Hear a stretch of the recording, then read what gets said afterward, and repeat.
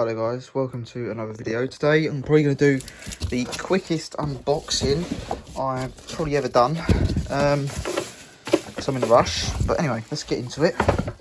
Move the box out of the way. We've got another Henry that I've recently acquired. Fairly rare one, this one. From 98, third week. It's a hvr200p. Get it out the bag and we'll have a look at it. So here it is. It's a yellow Henry Plus. Not sure if it works, not going to turn it on in the video. It's just full of crap really. Nice clean motor in it. So yeah, I've wanted one like this for a while. Go quite well with the yellow basil I've got of this style. But anyway, there we go.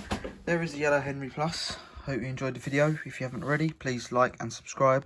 And of course, bye for now.